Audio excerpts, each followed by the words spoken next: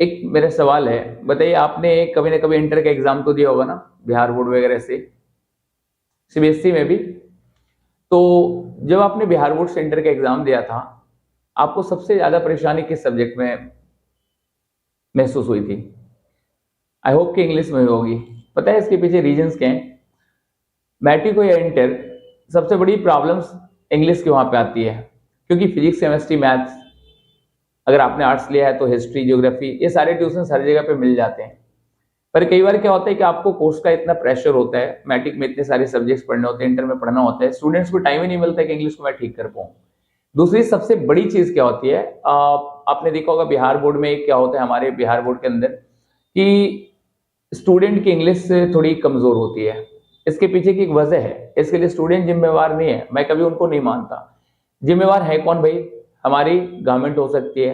मैं ये नहीं कह रहा कि अभी वाली गवर्नमेंट, इसके पहले भी जो होंगी वो भी हो सकती हैं, क्योंकि इंग्लिश के साथ कहीं ना कहीं नाइंसाफी हो जाता है, शुरू से ही नाइंसाफी करी गई है।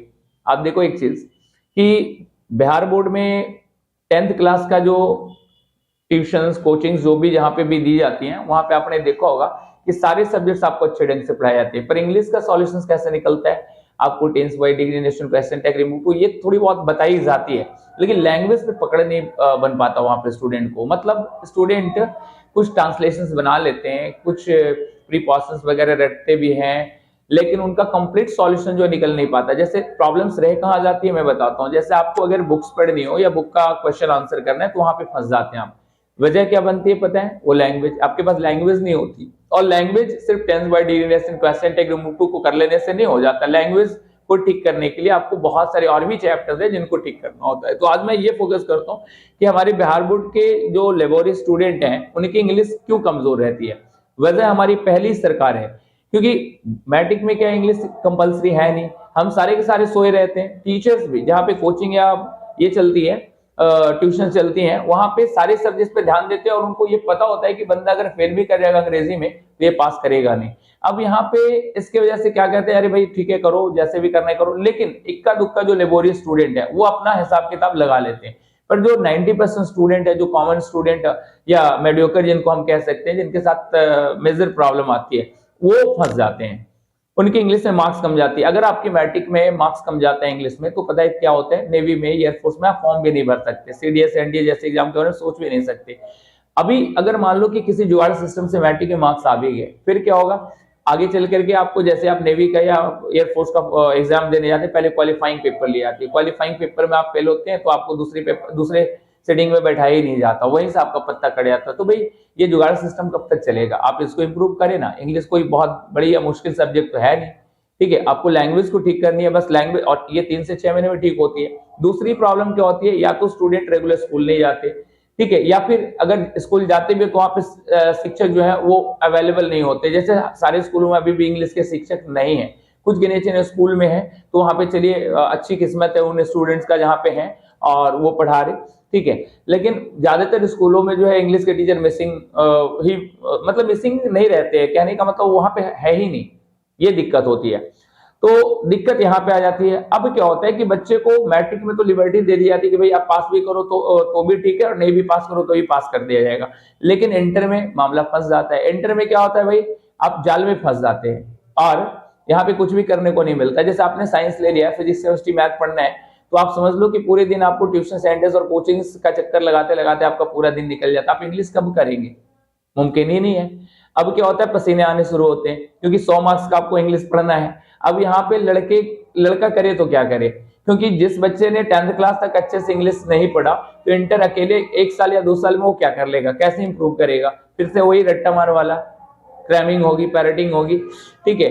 तो ये मगअप करने वाली जो सिस्टम है, ये कब तक चलेगा भाई?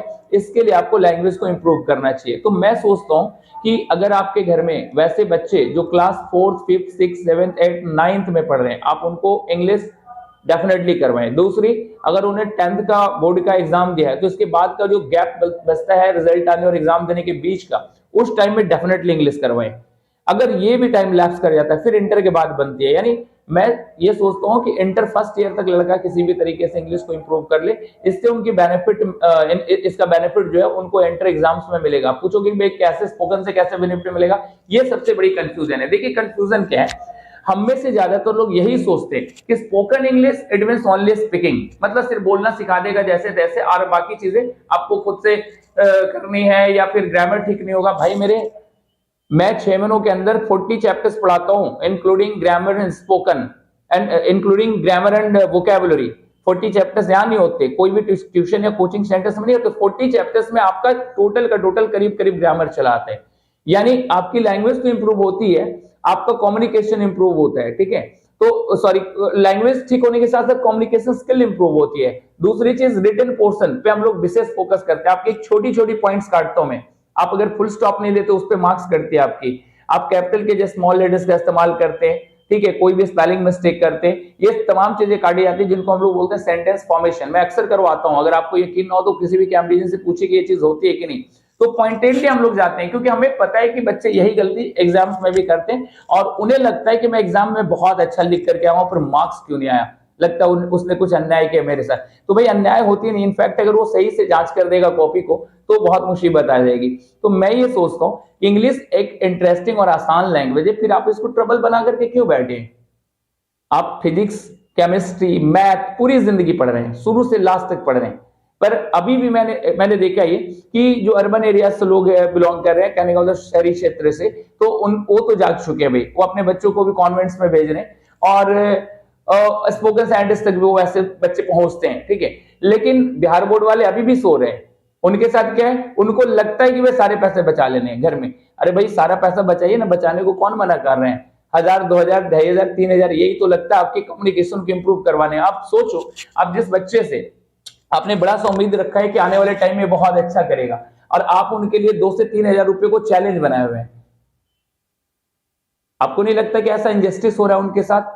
भाई यहाँ पे देखिए क्या होता है, उन बच्चों की इंग्लिश अगर ठीक होती है, वो टाइम के हिसाब से इंग्लिश पे डेवलप हो जाता है, ठीक है। और इतने सारे चैप्टर्स आपको एक जगह पे कहीं नहीं पढ़ाए जाते, 6 महीने के अंदर, 3 महीने के अंदर। ये दो कोर्स हम लोग प्रोवाइड करते हैं, शिफ्ट कोर्स होती है तो, लेकिन 3 महीने की कोर्स मैं सजेस्ट करता हूँ कि सीबीएसई वालों के लिए बेहतर है। बिहार बोर्ड के स्टूडेंट को 6 महीने करने ही करने चाहिए। हाँ, अगर आपके पास टाइम नहीं, आपको इंटरव्यू देने जाना है, विदेश जाना है, कहीं पे जाना है, और वैसे हालात में आपके पास टाइम नहीं, तो आप 3 महीने की कोर्स करें, ये भी अच्छा है, फ्रूटफुल कोर्स है जिसको हम लोग शिफ्ट कोर्स कहते हैं। तो यहाँ पे एक इंटरेस्ट की जरूरत है, और थोड़ी सी सोच। आपको हर बार ये लगता है कि भाई इंग्लिश सीख पाएंगे, नहीं सीख पाएंगे। क्यों नहीं सीख पाएंगे भाई, आपको मैथ बनाना आता है, फिजिक्स का आप सारी थ्योरी रट लेते हैं, ठीक है, तो फिर इंग्लिश क्यों नहीं आएगी। इंग्लिश तो एक लैंग्वेज है, भाषा है। आप जिस एनवायरमेंट में रहते हैं, हम गंदे लोगों के साथ रहते हैं, हमारी भाषाएं गंदी हो जाती है। आप अच्छे लोगों के साथ रहते हैं तो आपकी भाषाएं अच्छी होती है। अंग्रेजों के साथ रहेंगे तो अंग्रेजी बोलेंगे, बंगालियों के साथ रहेंगे तो बंगाली बोलेंगे। यहाँ पे हम, पता है कि हम लोग ब्रिटेन में नहीं है, ये मुझे भी मालूम है, लेकिन एक आर्टिफिशियल एनवायरनमेंट क्रिएट करने की कोशिश करते हैं, और एक ह्यूमरस एनवायरनमेंट होता है, आपको कोऑपरेशन मिलती है। अगर आप कहीं पे मिस्टेक भी करते हैं तो लड़का सीरियस नहीं लेता, कोई आपको मजाक नहीं उड़ाता, आपको सीधे सीधे वहां पे इंप्रूव कर दे, भाई ऐसे नहीं ऐसे बोलना है। तो इंप्रूवमेंट तो ऐसे ही होती है ना। आप याद करो वो दिन जब आपने साइकिल चलाना सीखा था, पहले दिन साइकिल निकाले थे, सीट पे बैठ करके पैडल मारा था और साइकिल चलने लगी थी, यही हुआ था ना, नहीं हुआ था। तो कहने का मतलब है कि कितना संघर्ष किया था आपने। पहले सिर्फ साइकिल को घसीटा होगा, स्टैंड से उतारते ही गिर गई होगी। दूसरी बार कितने को आपने ठोका होगा, कितने से लात गालियां भी खाए होंगे, लेकिन जुनून छोड़ा नहीं आपने। भाई सीखनी थी, साइकिल चलाना सीख लेना था, और अचीवमेंट सब तब लगा होगा जब आप सीख गए होंगे चलाने को। आज तो बहुत अच्छा बाइक और कार भी चला लेते हैं आप। तो मैं ये कहता हूं कि लर्निंग के प्रोसेस में थोड़ी सी पैसेज चाहिए होती है। आप 3 से 6 महीने भी अगर आप इस लैंग्वेज को नहीं देंगे तो भाई ये ग्लोबल लैंग्वेज, इंटरनेशनल लैंग्वेज है।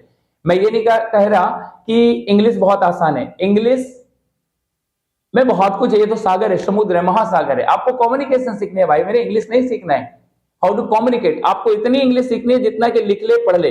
आप एक बात बताएं मुझे, हिंदी बोल रहे हैं, पिछले कितने दिनों से बोल रहे होंगे, आपकी उम्र कम से कम होती हो, जितनी होगी उसमें 1-2 साल कम कर लेते हैं, उतने दिन से बोल रहे हैं। क्या हम लोग शुद्ध हिंदी बोल पाते हैं?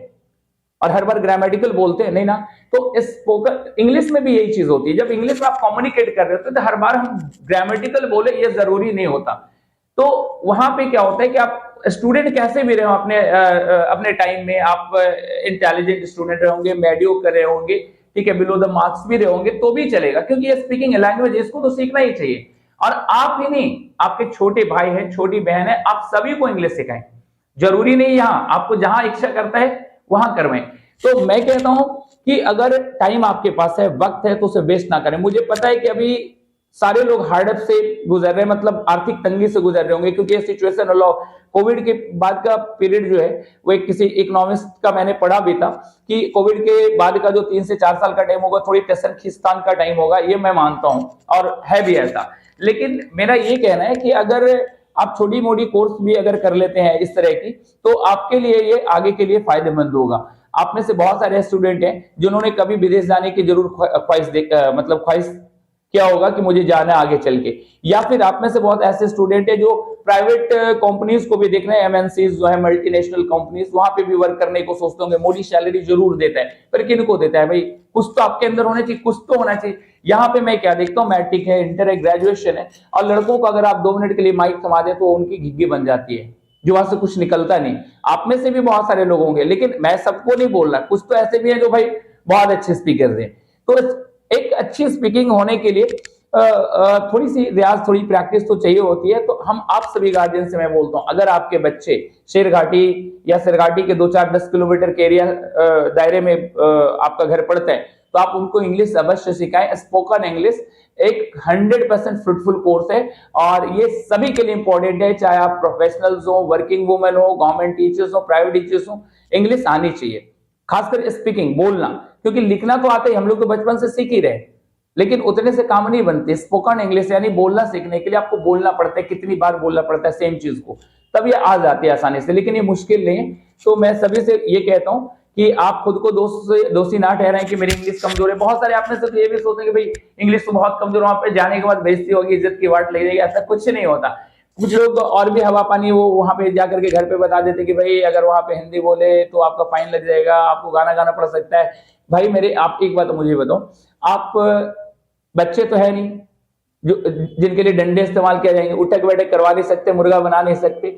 हम लोग कुछ ना कुछ ऐसा करते हैं ताकि वो बंदे रोके अपने हिंदी को, और वो भी मजाक के मूड में। ऐसा होता है, कुछ सीरियस नहीं होता। अगर किसी बच्चे को ऐसा लग रहा है कि सर ये गाना गाना मेरे लिए इम्पॉसिबल है, तो उनको गाना जरूरी नहीं होता, लेकिन उनकी हिंदी बंद कैसे होगी कुछ देर के लिए? क्योंकि अगर कोई लैंग्वेज आपको सीखनी है और आप अपने मदर टंग के साथ कंटिन्यू रहते हैं, तो वहां पे थोड़ी सी दिक्कत होगी, क्योंकि आपको नई लैंग्वेज सीखने के लिए फर्स्ट लैंग्वेज को पहले कुछ देर के लिए आपको इग्नोर करना पड़ेगा।